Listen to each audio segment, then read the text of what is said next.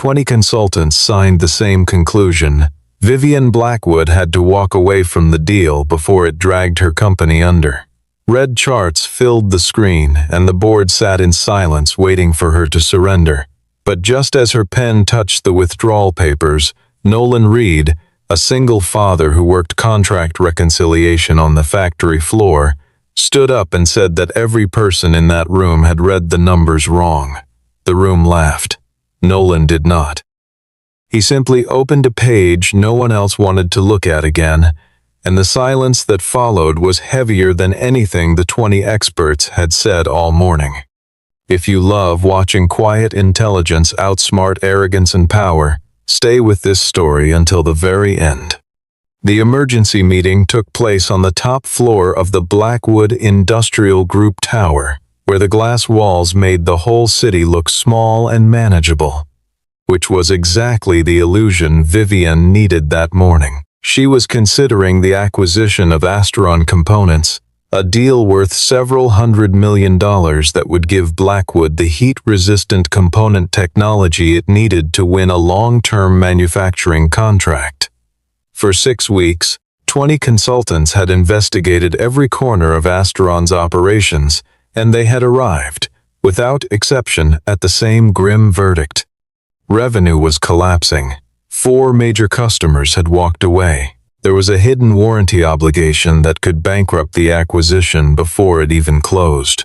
The primary factory was outdated, and the land itself carried the risk of an environmental liability large enough to swallow whatever profit remained.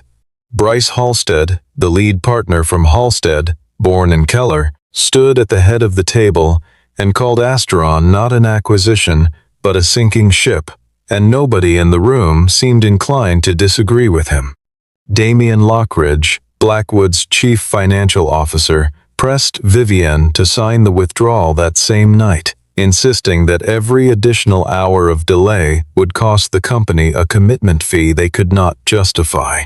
The air conditioning hummed too loudly for a room that expensive, and the smell of burnt coffee drifted from a cart nobody had touched since dawn. Small details that seemed to matter more to Nolan than the murmuring numbers on the projector, because he had spent his whole working life noticing the things everyone else stopped seeing.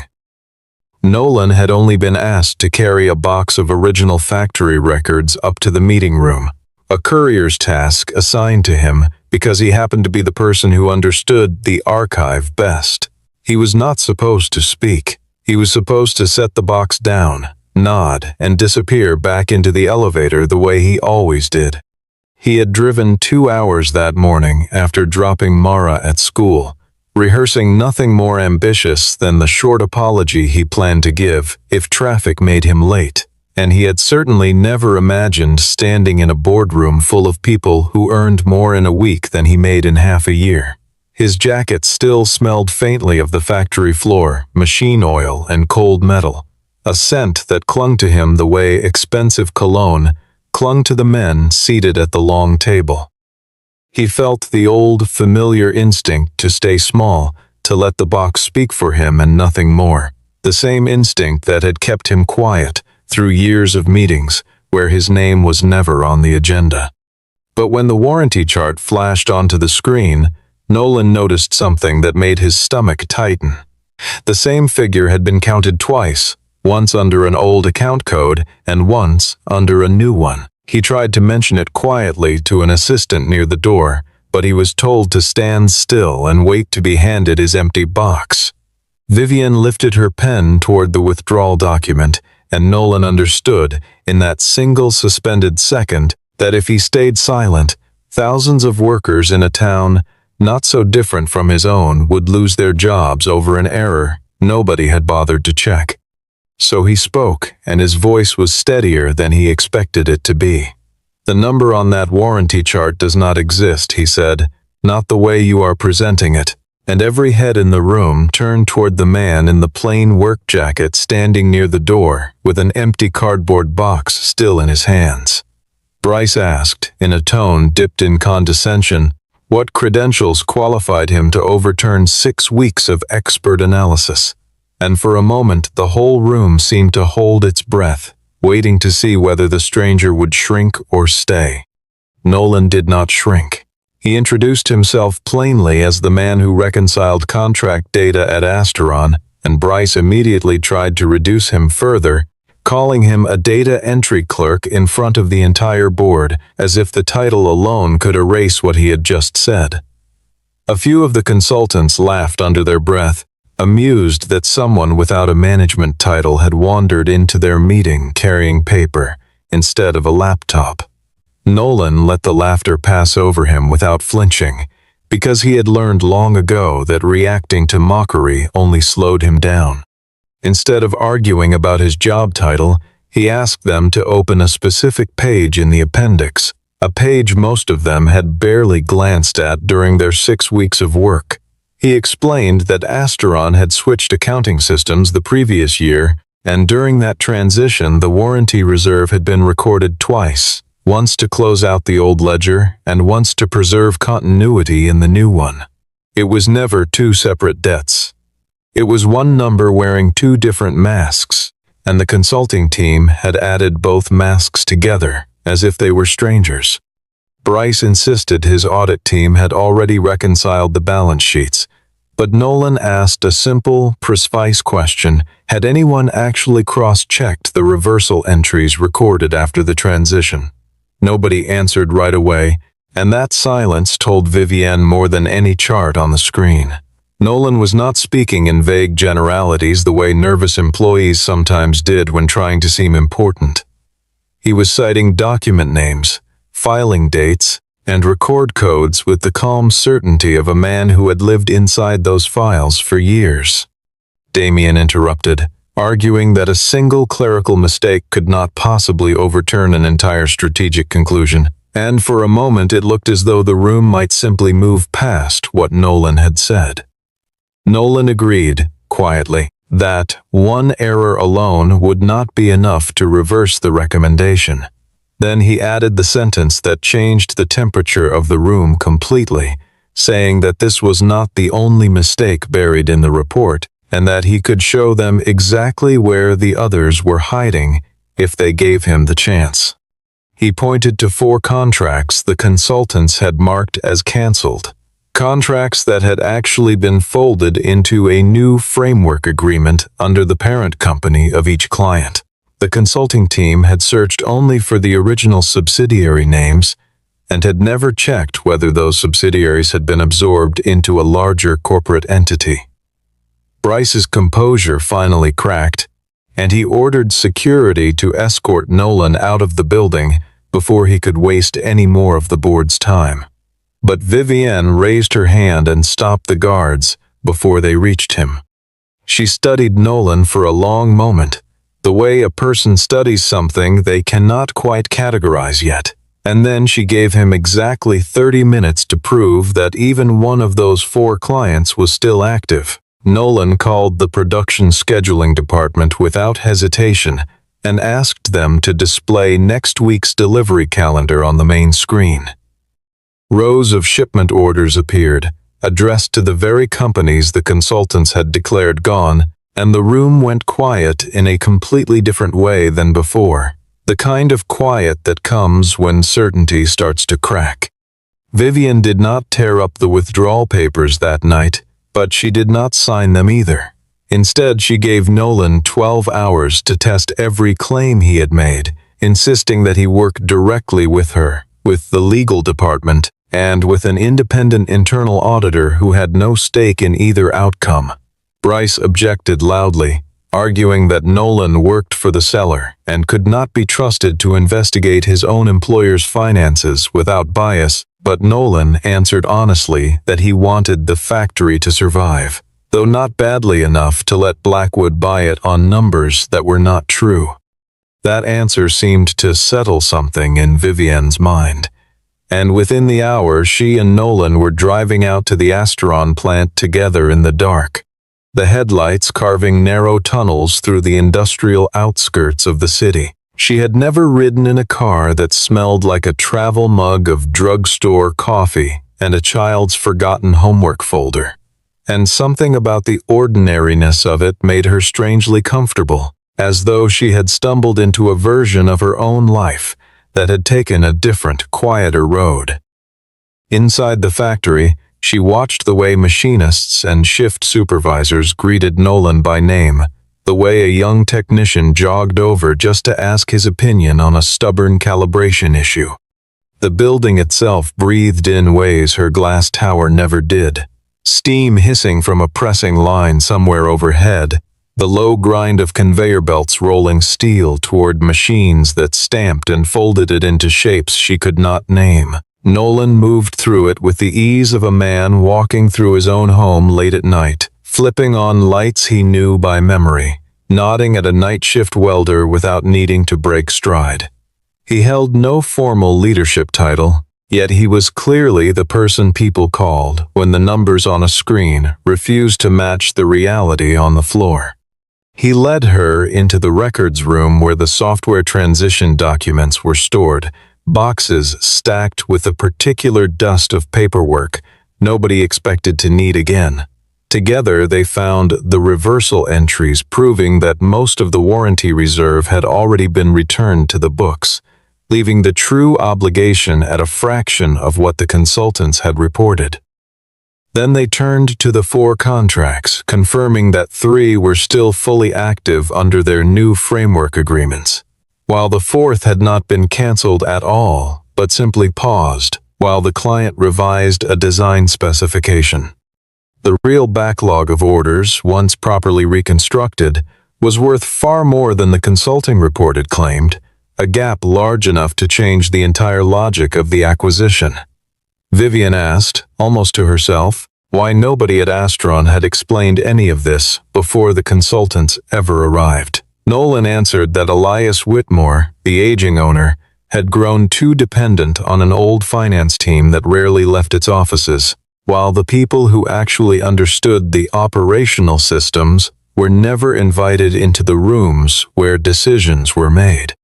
A brief phone call interrupted them, his daughter Mara reminding him softly that he had promised to be home for breakfast, and Nolan apologized to her before explaining that he was working on something that could protect a great many families, including their own. It was a small, unguarded moment, one of the only times the story allowed the audience to see the man beneath the reconciliation reports, a father trying to hold 2 responsibilities steady at once. Vivian, watching him from across the room, understood for the first time that Nolan was not chasing recognition or a promotion. He was simply protecting the truth because it was the only thing he had ever known how to protect properly. When they finally checked the digital access logs late that night, the internal auditor discovered something that made the room go cold again. The reversal files that would have corrected the warranty error had been deliberately excluded from the folder given to the consulting team weeks earlier. The digital signature approving that exclusion did not belong to anyone at Astron. It came from inside Damian Lockridge's own office at Blackwood, a detail that turned a story about careless mistakes into something considerably darker. Vivian asked for the access permissions to be checked more carefully before confronting Damian directly, unwilling to accuse her own chief financial officer without solid proof in hand. Nolan suggested they stop searching only for who had deleted the files and start asking why someone would want Blackwood to walk away from this particular deal in the first place. Together they turned to what he believed was Astron's most valuable and most misunderstood asset, the production line responsible for manufacturing a new generation of heat-shielding components. The consulting report had valued that line at almost nothing, dismissing it as obsolete machinery more than a decade old and unworthy of serious consideration.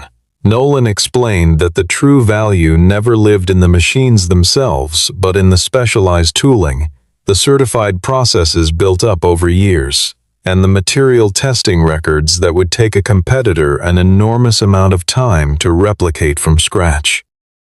Those certifications, he added, only transferred cleanly if Astron was purchased whole, rather than broken apart and sold piece by piece, which meant the entire advantage of the deal depended on keeping the company intact.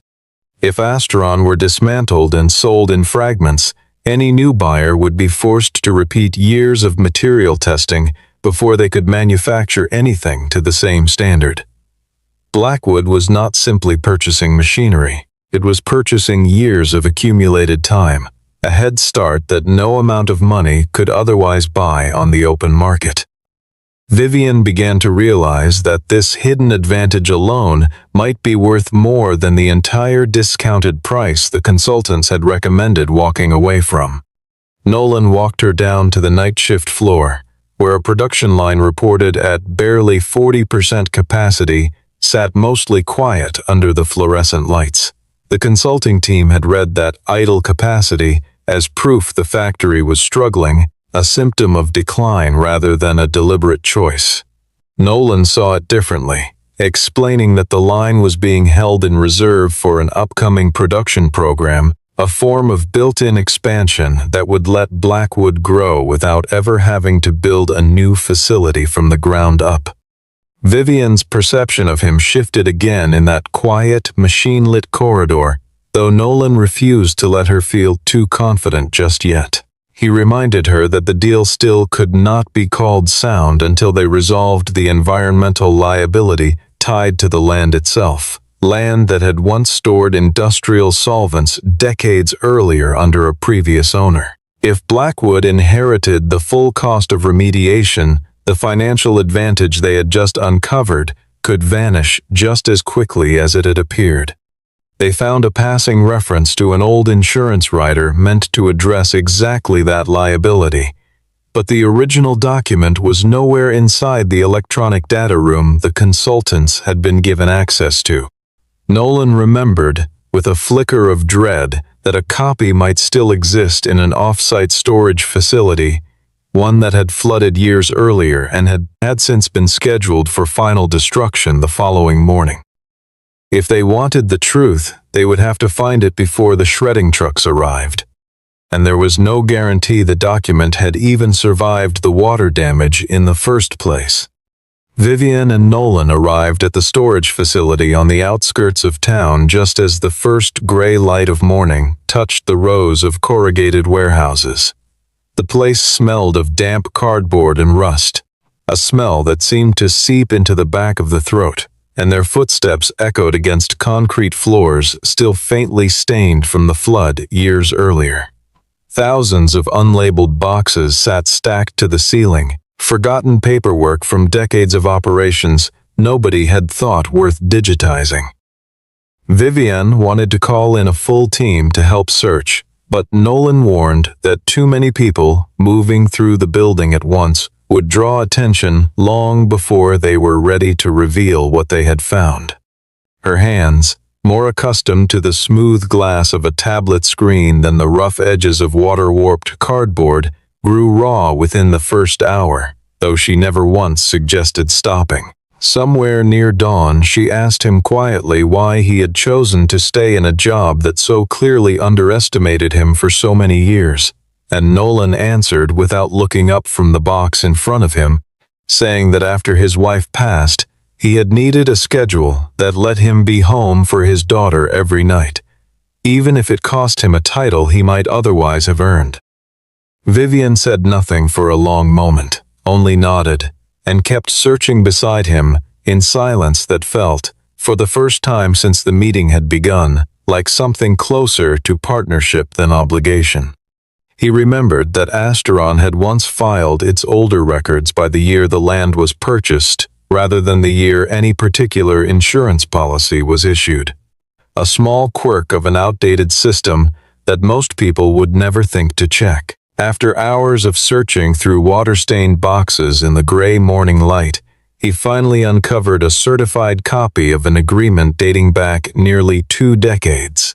The document confirmed that the previous landowner bore the majority of responsibility for remediating contamination that existed before Astron ever purchased the property. It also confirmed that a separate insurance policy had been issued to cover any additional liability beyond that original responsibility. Under the true terms of that agreement, Asteron's maximum exposure came to only a small fraction of the enormous figure the consultants had used to frighten the board away from the deal. Vivian immediately called an independent environmental attorney who confirmed by phone that the coverage was still valid and enforceable under current law. One by one, the three pillars of the original warning report had collapsed under closer scrutiny. The warranty obligation had been counted twice by mistake. The cancelled contracts had never actually been cancelled at all. The environmental liability belonged mostly to someone else entirely, backed by insurance nobody had bothered to verify. Nolan still refused to celebrate, warning Vivian that when so many experienced professionals make the same kind of error in the same direction, it is worth asking who chose the information they were allowed to see in the first place.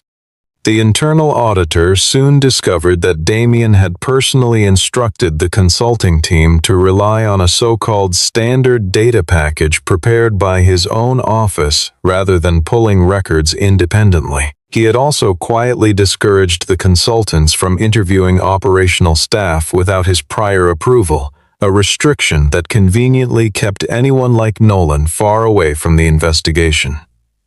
Bryce Halstead, it turned out, had known the scope of the audit was being limited and had signed off on the final report anyway, choosing convenience over thoroughness. A separate email trail revealed that Damian had met privately with representatives from a rival investment fund called Crown Harbor Capital several separate times over the previous month, always at restaurants far enough from headquarters that no one from Blackwood was likely to notice him there. Crown Harbor, it appeared, was preparing its own offer to buy Asteron at a steep discount. The moment Blackwood walked away from the table, patient in the way predators are patient, content to wait for weakness rather than force it. The emails alone did not yet prove that Damian had been paid for his cooperation, but the pattern was impossible to ignore once laid out in a single timeline, each meeting falling suspiciously close behind a private board briefing he had personally attended. Vivian now faced an uncomfortable choice, unsure whether to confront her chief financial officer immediately or continue quietly gathering evidence before making any move at all. Before she could decide, her phone rang, and Damian's voice on the other end informed her that the board meeting had been moved forward by 6 hours and would proceed to a vote on ending the acquisition entirely, with or without her presence in the room. The urgency in his tone told her everything she needed to know about how much he had to lose if she arrived prepared. Damian and Bryce moved first, launching a counterattack before the rescheduled meeting even began. They circulated a file to the entire board detailing a software transition project Nolan had overseen 6 years earlier, a project that had gone badly over budget and forced the factory to halt production for 3 difficult days. Bryce used that old failure to paint Nolan as a disgruntled technician trying to settle old scores against management rather than a credible source of information, and the framing spread through the room faster than the truth ever could. Financial news outlets picked up rumors that Blackwood was basing a major decision on the word of a low-level employee instead of its own celebrated consulting firm, and the company's stock dipped sharply before the markets even opened. Damian moved quickly to suspend Nolan's access to internal systems, citing data protection concerns that sounded reasonable on paper but felt, to Vivian, suspiciously well-timed. She confronted Nolan directly and asked why he had never mentioned the failed project himself, and for a moment his usual composure wavered under the weight of an old wound reopened in public. Nolan explained that he had warned management at the time that the transition schedule was too aggressive, but his concerns had been dismissed by leadership eager to modernize quickly. When the system failed exactly as he predicted, he had taken responsibility for coordinating the recovery effort largely to protect the younger employees who might otherwise have taken the blame for a decision they never made. He had no paperwork to prove any of it, because the official meeting minutes from that period had since been quietly rewritten into a simplified summary that erased his early warnings entirely. Vivian did not know, in that moment, whether to trust him completely or to wonder if she had let herself believe in a story too convenient to be entirely true. She thought of every executive who had ever stood in her office promising loyalty right before betraying it, and for the first time since this ordeal began, she felt the old, practiced wariness creeping back into her chest, cold and familiar as an unwelcome guest. Nolan noticed the shift in her posture, the way her shoulders squared slightly as if bracing for another disappointment, and he did not try to soften it or plead his own case any further than he already had.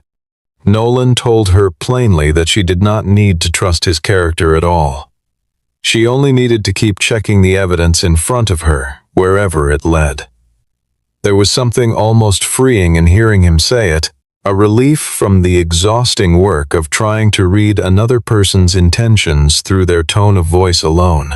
He suggested contacting the manager who had originally overseen that failed project, only to learn the man had long since retired and was not responding to any messages, leaving that particular thread frustratingly unresolved for the moment.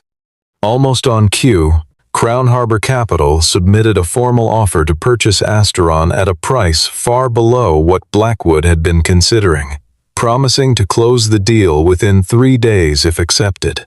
The speed and precision of that offer suggested a buyer who had been preparing carefully long before any public announcement, someone who already understood exactly which hidden assets made Asteron worth pursuing. Elias Whitmore, meanwhile, was buckling under pressure from his bank and gave Vivian until noon the next day to make a final decision, warning that he would accept Crown Harbor's offer if Blackwood remained silent any longer. Security escorted Nolan out of the factory that afternoon under Damian's orders, but before he left the building, one small detail caught his attention and refused to let go. Buried inside Crown Harbor's offer documents was a reference to a specific technical certification code that had never appeared anywhere in the public record. Only a small handful of people inside Blackwood had ever been given access to information that specific, which meant Crown Harbor had not simply guessed that Blackwood would walk away. They had been handed, somehow, the exact list of assets worth chasing, delivered by someone who understood precisely what made this factory valuable long before Nolan ever explained it to the board. Locked out of the internal systems and barred from the building, Nolan shifted his search toward physical records instead, refusing to let a suspended login end the investigation entirely. He remembered that whenever confidential documents left the building through official channels, the mailroom kept a simple log listing file codes, even when the contents themselves remained undisclosed. He found June Calloway, the longtime mailroom supervisor, and asked her gently what she remembered about recent outgoing packages. June had worked in that basement mailroom for nearly 2 decades, long enough to remember Nolan as a younger, quieter engineer who used to bring her coffee on cold mornings. And she trusted him in a way she did not trust the men who normally sent her their sealed envelopes without so much as a glance in her direction. June recalled seeing Damian personally hand over a sealed envelope addressed to Crown Harbor's offices, though at the time she had assumed it was routine correspondence between 2 ordinary business partners. The log itself listed no descriptions, only file codes, but when Nolan compared those codes against Asteron's internal asset catalog, the match was immediate and unmistakable. The codes corresponded precisely to the material certification records, the reserved production capacity data, and the list of clients quietly transitioning into new framework agreements. Damian had sent Crown Harbor exactly the information Blackwood's own consultants had never been permitted to see, a quiet act of sabotage, disguised as routine paperwork. Nolan asked June to simply confirm the process as she remembered it without speculating any further about intent, since he wanted the facts to speak entirely for themselves once they reached the board. Vivian directed the legal department to secure every email, badge entry record, and outgoing document log connected to Damian's office before anything could conveniently disappear. The internal auditor soon uncovered a formal offer letter from Crown Harbor addressed to Damian, one that would only take effect once Asteron had been successfully acquired at a discounted price. Damian had not yet signed the letter outright, but his written replies negotiating equity terms and future compensation made his intentions painfully clear to anyone reading them in sequence. Nolan also managed to locate the retired manager from the old software project, who finally called back late that evening. The man confirmed, without hesitation, that Nolan had firmly opposed the rushed transition schedule years earlier and had ultimately saved the company from an even more damaging data loss during the crisis that followed. The old accusation meant to destroy his credibility crumbled the moment someone with first-hand memory was finally willing to speak up on his behalf. Vivian apologized quietly for having doubted him, even for a moment. But Nolan told her she had no reason to apologize at all. He said it was her responsibility to question everyone in this process, including him, because blind trust was exactly the mistake that had nearly cost the company hundreds of millions of dollars already.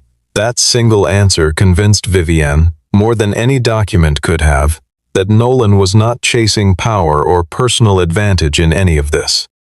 Together, they prepared a new presentation for the board, and this time, Nolan refused to remain in the background as some anonymous source feeding lines to the chief executive. He insisted on standing before the board himself, since he was the one person in the entire company who truly understood how the numbers connected to what actually happened on the factory floor every single day. When they finally walked into the boardroom that morning, they discovered that Bryce had already spent the earlier hours convincing much of the board that Nolan was simply manipulating the chief executive to protect his own job. Helena Blackwood, the chairwoman and Vivian's own aunt, gave each side a final window of time to present their case before any vote would be taken. She had a reputation for calm, unhurried patience that made grown executives more nervous than any shouted accusation ever could, and she watched Nolan settle into place at the front of the room the way a person studies an unfamiliar instrument, curious whether it could actually play the note it claimed to hold. Bryce argued that even if a handful of figures required minor correction, the overall risk profile of the deal remained essentially unchanged, a claim delivered with practiced confidence to the 20 consultants seated behind him, like a wall. Facing that wall alone, without a single ally beside him, Nolan felt his pulse climbing in his throat, the same nervous flutter he remembered from years earlier when he had first tried and failed to warn management about a software rollout gone wrong. He thought, briefly, of Mara asleep at home, of the promise he had made to always tell her the truth, even when it was inconvenient, and something in that memory steadied his hands enough to begin. He began not by attacking their intelligence, but by acknowledging the genuine skill each of them possessed. Their failure, he explained calmly, had never come from a lack of competence, but from relying entirely on one curated set of information handed to them by someone with a hidden interest in the outcome. He then walked through 5 points in careful, unhurried order. The warranty obligation had been counted twice following the software transition. 4 contracts marked as canceled had actually continued under new framework agreements with the same clients. Idle production capacity represented reserved future output rather than decline. Environmental liability belonged largely to a previous landowner and a still active insurance policy nobody had verified. And the aging production line carried enormous hidden value in its certifications and its years of accumulated testing history. A representative from one of the supposedly lost clients joined by phone and confirmed that the contract remained fully active under its new corporate structure. An independent environmental attorney confirmed the liability limits Nolan had described, and a certification specialist confirmed that Blackwood stood to save years of development time by acquiring Asteron intact rather than piecing it together from salvage. Helena turned to Bryce and asked directly whether he had known his audit scope had been deliberately restricted by Damian's office. Bryce hesitated before admitting that he had known, though he insisted he believed the chief financial officer was acting in Blackwood's own best interest at the time. Vivian then presented the evidence connecting Damian to the leaked documents sent to Crown Harbor, along with the quiet negotiations over his future position at their firm. Damian attempted to describe the exchange as an ordinary conversation between business partners, but the mailroom log and the unsigned offer letter made that explanation impossible for anyone in the room to accept. The board voted to suspend him immediately pending a full independent investigation, and Bryce's firm lost the consulting contract on the spot, facing its own professional ethics review in the weeks that followed. The board agreed to continue pursuing the acquisition, but Elias Whitmore, sensing that Blackwood now understood exactly what his company was truly worth, suddenly demanded a higher price than originally discussed. Elias raised his asking price substantially and gave Blackwood only 2 hours to respond before he would consider other offers waiting in line behind them.